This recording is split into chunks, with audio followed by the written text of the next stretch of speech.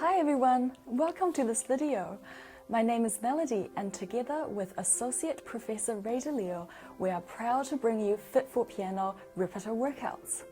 In this series, we want to provide teachers and students solutions to technical problems in exam repertoire. We use exercises from our book, Fit for Piano, and show how these exercises can be easily applied to tricky technical bits and make the practice and playing easier, more fun, and more musical. So today we'll be looking at some grade 4 pieces. We will start with a march by Prokofiev. This quirky piece has many teaching points, and one of the trickiest, I think, is to be able to play the grace notes attached to the chords in the right hand without them sounding heavy and uncoordinated. Seems to me that some students get it fairly easily, while others really struggle for a long time with little success. Well, for this piece, I think the first thing is to realise that we don't want to feel these grace notes as two separate movements. If we practice, that's never going to sound any good when it goes faster. So I would start by making sure that we understand that it's a trampoline bounce, and I would put all the notes together into a trampoline bounce. In our book we have a lovely page here with a guy on a trampoline, and I would use exactly that exercise to get this piece started. So first of all we practice this, and then we just want to separate the grace note out very, very slightly. So we just can spring off by moving the hand in this kind of direction. Now for the second chord, Prokofiev's written something a bit difficult because he's put a C first and then that. Now most students at grade 4 level will find it really hard to do that well. So I would suggest a little cheat. I'd put the C and the B together like that, and I'd play them quickly like that. And I think if you listen, you won't really hear a difference. So if I do it the way Prokofiev's written, it'll sound like this. And if I do it with my cheat, it sounds like this. And I really don't think we can tell the difference. Such a good trick. Another thing I find really tricky is the parallel slurs, because I see a lot of tension as students really struggle to go from one chord to another. Well, this is a problem, I think, in lots of music where we have to do legato between sixths. Most hands don't like to do that. It's really too much of a stretch. And so the easiest way is to let the bottom note go. So here we've got this, and you can't really hear it if I play the thumb staccato and then slur to the next note. So we have to pivot on this note here and move around. Now some little hands will find the 2 and 5 too stretchy, so we can just use our thumb.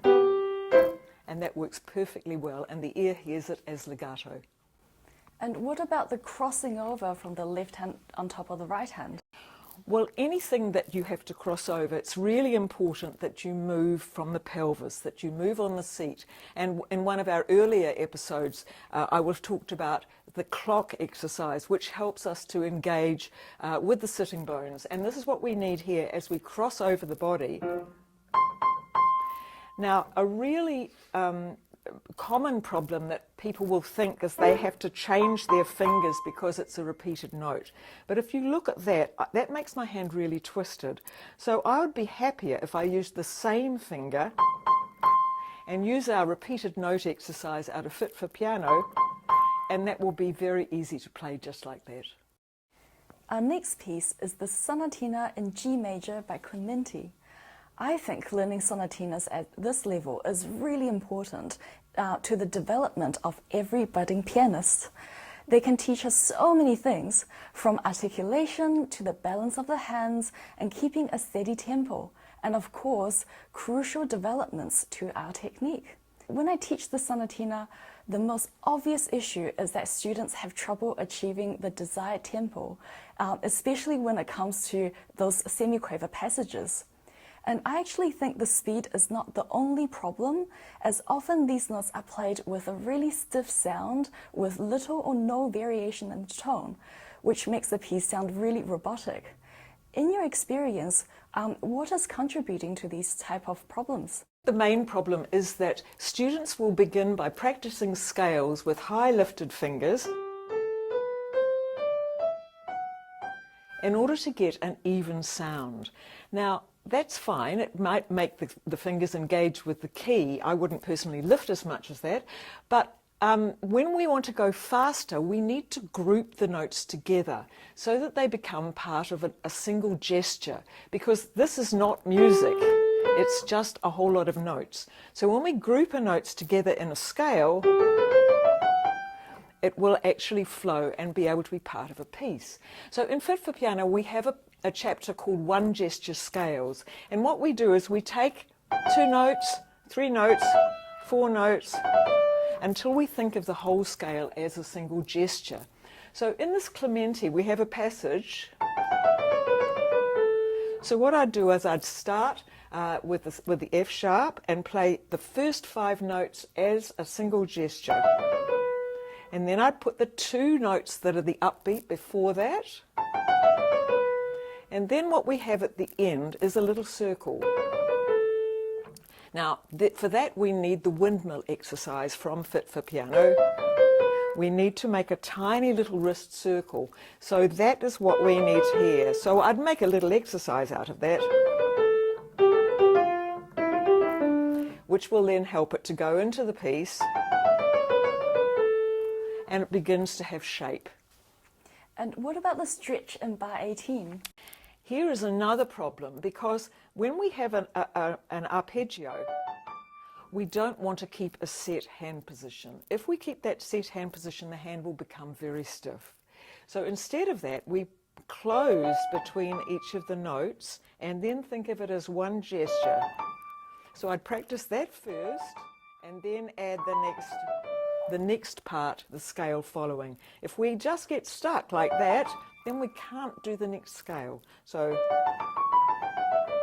and the wrist will make a tiny little curvilinear movement on the way up, and that helps it to sound musical and have shape.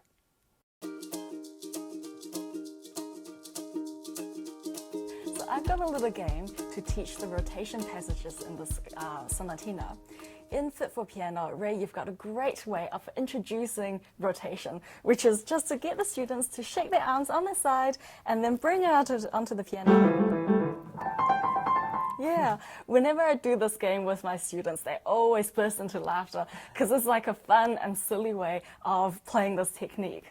So I'm taking your idea and trying it in this bar here, in bar 20.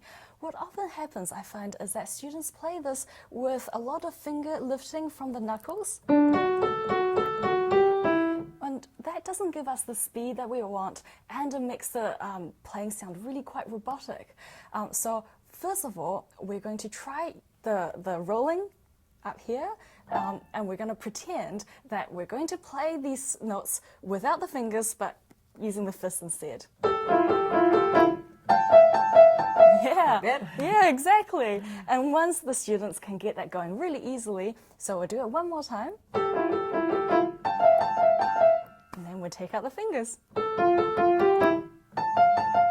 Yeah, and notice that we start it from the white keys without the black keys, just to make it a little bit easier. That's a good idea. Yeah, and then once the students get that, then we add the black keys. And now...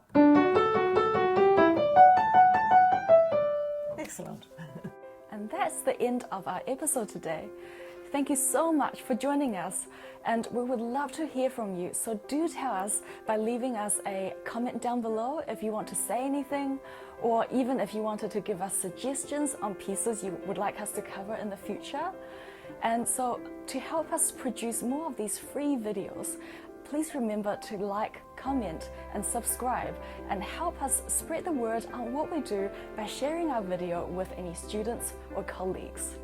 Thanks again, and we will see you next time.